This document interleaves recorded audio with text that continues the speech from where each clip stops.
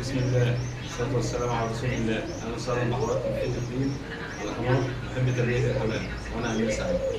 فيديو النهارده هنتكلم فيه على الحمام الباكستاني الطيار. أول حاجة الناس بتروح تشتري الحمام الباكستاني، ولما تسمع أسعار غالية حمام بيور بيستغربوا السعر. فاحنا النهارده هنتكلم وهنقسم الحمام الباكستاني دوت لحمام كاسوري وحمام سلوكوتي. ايه هو بقى الحمام الكاسوري وايه هو الحمام السلوكوتي؟ هنتكلم مع بعض وهنشرح مع بعض، وهنتكلم النهارده كمان على اسعار الحمام الباكستاني. يلا بينا نبدا الفيديو. اول حاجه الحمام السلوكوتي ده حمام بيبقى عينيه بيضاء او عينيه ملح، انما الحمام السلوكوتي عينيه بتبقى سوداء.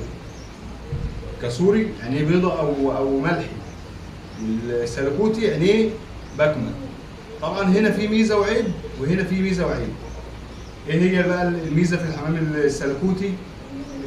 الميزه ان هو حمام يعني بيطير في الاجواء الحاره، بيحقق ارقام عاليه وارقام كبيره في الاجواء الحاره، بالعكس في الحمام السلوكوتي حمام شتوي، وطبعا ما بيطيرش الا في الشتاء. العيب بقى في الكاسوري ان هو حمام عنده حاجه اسمها ظاهره الشروط. ايه هي ظاهره الشروط بقى؟ ان فرد الحمام بيبقى عليه مثلا في مرحله كده، مرحله سنيه، اللي هو فرد حمام عليه 3 ريشات، عليه 4 ريشات، تلاقي فرد الحمام بيعلى، تنيه يعلى والهواء يحدفه بعيد ما يعرفش يرجع تاني.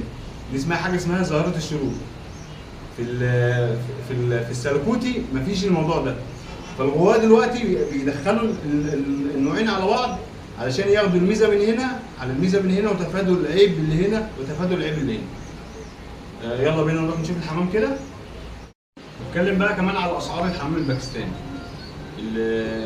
في نقطه نسيت اقول لكم عليها، اللي هي تكريس الحمام. تكريس الحمام دي كلمه كراس دي بمعنى ان بيدخلوا لون على لون. بيدخل مثلا التيدي على الكمانجر، فبيجيب حاجه اسمها كراس. كراس دي يعني زي ما احنا بنقول كده في الحمام العادي تهجين، حمام مهجن، فطبعا بيبقى سعره اقل من الحمام البيور. تمام؟ فمثلا لما تيجي تلاقي فرد حمام تيدي مثلا، هتلاقي مثلا جوز التيدي مثلا تروح تشتري من عند غاوي باكستاني، تسمع مثلا 1000 جنيه في الجوز، 1000 ونص.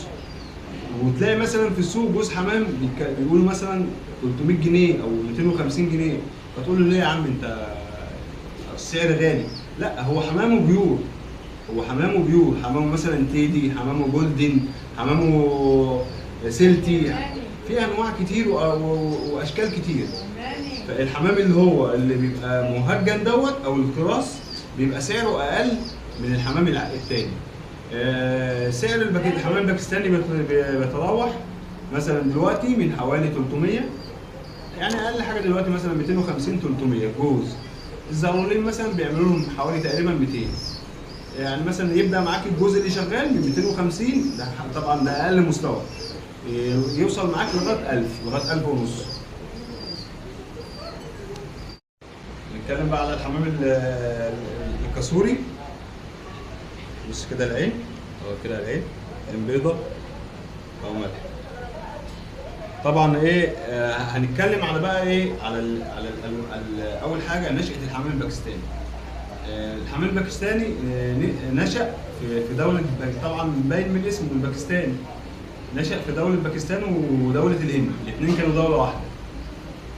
فبقوا الناس بيربوه، بيعملوا مسابقات للحمام دوت، وبدأ كل غاوي ان هو يفرخ نوع واحد من الحمام الباكستاني دوت ويطور منه، وبقى كمان يتسمى باسم الغاوي اللي هو بيربي الحمام دوت. او يعني مثلا هتلاقي مثلا نوع زي التيدي متسمى على اسم الغاوي اللي بدأ تربيه الحمام التيدي. هتلاقي مثلا ايه في حمام متسمى على اسامي مدن او اسامي قرى. طبعا تحتان البيور اللي انا بتكلم عليه، هتلاقي مثلا عندك مثلا تيدي، السلتي، جولدن، في اسامي كتير والله كتير جدا. ده بقى ده وده على بعضه علشان ايه يضيعوا ظاهرات الشروط دي. بدا يجي حمام ايه عينيه مائله للسواد. هنوريكم زي دي كده.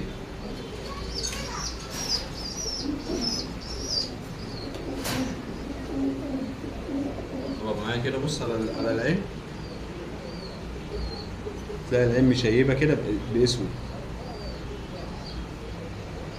طبعا لو انت اول مره تشوفني، انا امير سعيد، ودي قناتي محب تربيه الحمام. اشترك معايا في القناه عشان نشوف حاجات حلوه ان شاء الله جايه. السلام عليكم ورحمه الله وبركاته.